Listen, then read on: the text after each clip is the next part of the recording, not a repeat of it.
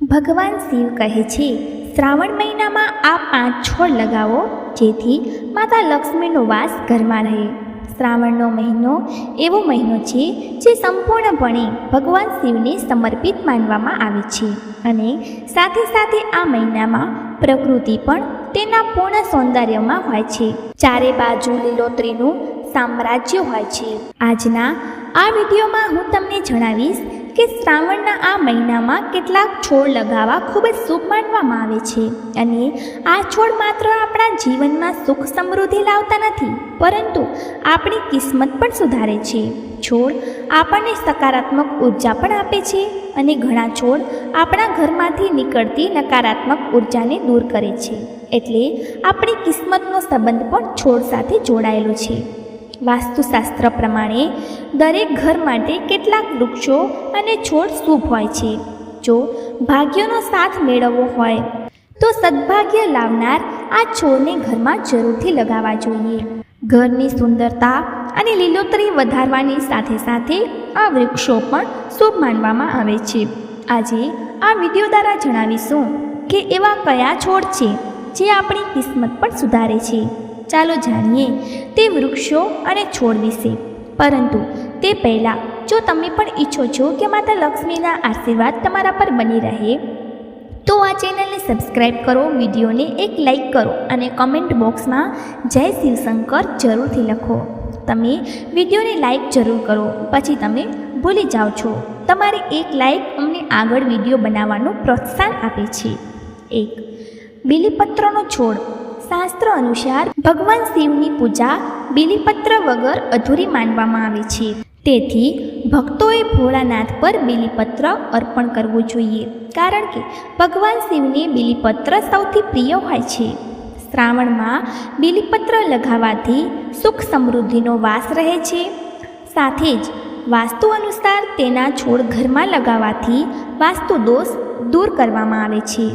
બીલીપત્રમાં માતા લક્ષ્મીનો પણ વાસ માનવામાં આવે છે. તેથી બીલીપત્રનો છોડ લગાવવાથી ભોળાનાથની સાથે સાથે માતા લક્ષ્મીની પણ કૃપા બની રહે છે. 2. શમીનો છોડ. જો તમે ભગવાન શિવના આશીર્વાદ મેળવવા માંગો છો તો તમે શ્રાવણમાં શમીનો છોડ લગાવો. શમીનો છોડ ભોળાનાથને ખાસ પ્રિય છે. શમીનો છોડ લગાવવાથી ઘરમાં સકારાત્મકતા રહે છે. સાથે જ વાસ્તુ દોષ દૂર થાય છે. આ છોડને લગાવવા માટે સૌથી શુભ દિશા ઉત્તર અને ઉત્તર પૂર્વ માનવામાં આવી છે. શમીનો છોડ લગાવવાથી શનિદેવની કૃપા પ્રાપ્ત થાય છે. 3. તુલસીનો છોડ. જો છોડની વાત કરીએ તો વાસ્તુ અને જ્યોતિષશાસ્ત્ર અનુસાર તુલસીનો છોડ શ્રાવણ મહિનામાં અથવા કારતક મહિનામાં લગાવવો ખૂબ શુભ હોય છે. તુલસીનો છોડ ઘરની મધ્યમાં લગાવવો જોઈએ. વૈવાહિક જીવનની સુધારણા, સુખ સમૃદ્ધિ અને સારા સ્વાસ્થ્ય માટે નિત્ય તેની નીચે ઘીનો દીવો પ્રગટાવો અને તેની પરિક્રમા કરો. આમ પણ હિન્દુ ધર્મમાં તુલસીના છોડનું ખાસ મહત્ત્વ છે. તુલસીના છોડને એક પ્રકારે લક્ષ્મીજીનું રૂપ માનવામાં આવ્યું છે. જો તમારા ઘરમાં કોઈ પ્રકારની નકારાત્મક ઉર્જા છે તો આ છોડ તેને નષ્ટ કરવાની શક્તિ ધરાવે છે. પરંતુ ધ્યાન રાખો કે તુલસીનો છોડ ઘરના દક્ષિણ ભાગમાં ન લગાવવો જોઈએ, કારણ કે તે તમને ફાયદાને બદલે ઘણું નુકસાન પહોંચાડી શકે છે. તુલસીનો છોડ ઘરના ઉત્તર કે ઉત્તર પૂર્વ અથવા પૂર્વ દિશામાં લગાવવો જોઈએ. નંબર 4. ધતુરાનો છોડ. ભગવાન શિવની પૂજામાં ધતુરો જરૂર અર્પણ કરવામાં આવે છે. શિવ પુરાણ અનુસાર ધતુરામાં ભગવાન શિવનો વાસ હોય છે. તેથી શ્રાવણમાં ધતુરો લગાવવાથી મહાદેવની કૃપા પ્રાપ્ત થાય છે. 5. આગનો છોડ. શિવને આગનો છોડ ખૂબ જ પ્રિય હોય છે. તે લાલ અને સફેદ 2 રંગોમાં હોય છે. તમે શ્રાવણમાં આમાંથી કોઈ પણ છોડ લગાવી શકો છો. આ છોડની ખાસ વાત એ છે કે તે સકારાત્મક ઉર્જાનો સંચાર કરે છે અને તેને લગાવવામાં વધારે મહેનત પણ નથી કરવી પડતી. માનવામાં આવે છે કે આ છોડ લગાવવાથી વ્યક્તિના દિવસો ફરવામાં વાર નથી લાગતી અને ઘર ધન દોલતથી ભરવા લાગે છે. નંબર 6. ચંપાનો છોડ. ચંપાના છોડને હર્બલ વૃક્ષ તરીકે ગણવામાં આવે છે. આ છોડમાં હવા પ્રદૂષણને દૂર કરવાની અદ્ભુત ક્ષમતા હોય છે. તેના ફૂલોમાંથી સુંદર સુગંધ આવે છે. આ છોડ પાણી વગર પણ ઘણા દિવસો સુધી જીવિત રહી શકે છે અને તેને ઘરની અંદર કે બહાર ક્યાં પણ લગાવી શકાય છે. માનવામાં આવે છે કે ઘરમાં આ છોડ લગાવવાથી વ્યક્તિનું નસીબ ખુલી જાય છે અને તેને પછી કોઈ પણ વસ્તુની જરૂર રહેતી નથી. નંબર 7. પારિજાત. વાસ્તુશાસ્ત્ર અનુસાર પારિજાતને ખૂબ શુભ માનવામાં આવ્યું છે. જે ઘરમાં પારિજાતના ફૂલો હોય છે ત્યાં હંમેશા શાંતિ અને સમૃદ્ધિનો વાસ હોય છે. આ ચમત્કારિક ફૂલો માત્ર રાત્રે જ ખીલે છે અને સવારે આપોઆપ વૃક્ષથી તૂટીને પડી જાય છે. આ વૃક્ષ જે કોઈના ઘરના આંગણામાં હોય ત્યાં હંમેશા શાંતિ અને સમૃદ્ધિ બની રહે છે. તેના ફૂલો તણાવ દૂર કરીને ખુશીઓ ભરવાની ક્ષમતા ધરાવે છે. નંબર 8. કેળો. ઘરના કેળાનું ઝાડ લગાવવું ખૂબ જ ભાગ્યશાળી માનવામાં આવે છે. તે નકારાત્મકતાને દૂર કરે છે. આ છોડને ઘરમાં લગાવવાથી સકારાત્મક ઉર્જાનો સંચાર થાય છે. કેળાના છોડની ગુરુવારે પૂજા કરવામાં આવે છે. આ છોડની પૂજા કરવાથી ભગવાન વિષ્ણુના આશીર્વાદ તમારા પર હંમેશા બની રહે છે. માન્યતા છે કે તુલસી અને કેળાનો છોડ ક્યારે પણ સાથે ન લગાવવો જોઈએ. જો તમારે કોઈ કારણસર આ બંને છોડને સાથે લગાવવા પડે તો પણ તમે ઘરના મુખ્ય દ્વારની ડાબી બાજુએ તુલસી અને જમણી બાજુએ કેળાનો છોડ લગાવી શકો છો. નંબર 9. આંકડાનો છોડ.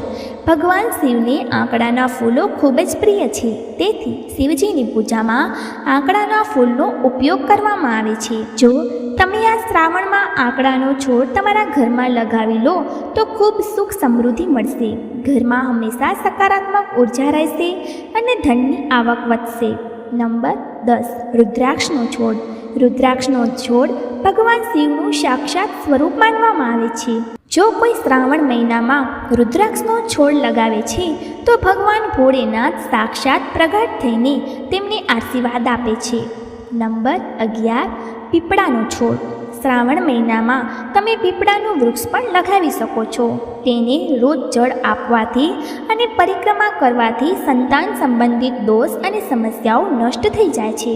શનિવારના દિવસે સાંજના સમયે પીપળા નીચે સરસવના તેલનો દીવો પ્રગટાવો. આવું કરવાથી તમારી સાથે થતા અકસ્માતોની સંભાવના ઓછી થઈ જાય છે. નંબર 12. દાડમનો છોડ.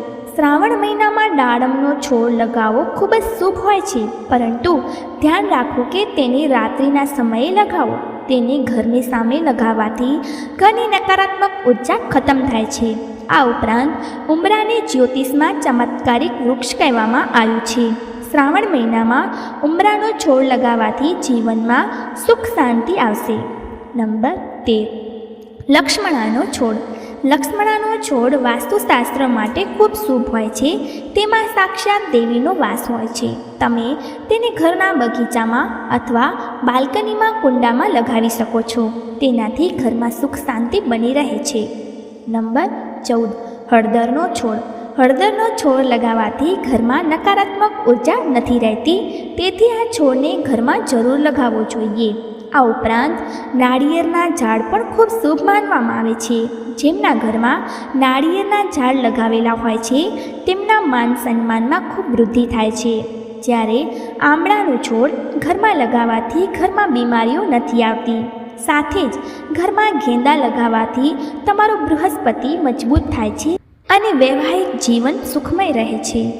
આ તમામ માહિતી લોકરુચિને ધ્યાનમાં રાખીને આપવામાં આવી રહી છે. જ્યોતિષ અને ધર્મના ઉપાયો અને સલાહને તમારી આસ્થા અને વિશ્વાસ પર અજમાવજો. વિડીયોનો ઉદ્દેશ્ય માત્ર તમને સારી સલાહ આપવાનો છે. આ સંદર્ભે અમે કોઈ પણ પ્રકારનો દાવો કરતા નથી. મિત્રો, આજની અમારી વિડીયો તમને કેવી લાગી અમને કોમેન્ટ કરીને જણાવો. જો તમને અમારી વિડીયો સારી લાગી હોય તો કોમેન્ટ બોક્સમાં જય મા લક્ષ્મી જરૂરથી લખો. માતા લક્ષ્મી તમારા પર હંમેશા તેમની કૃપા બનાવી રાખે. વિડીયોને અંત સુધી જોવા બદલ તમારો આભાર.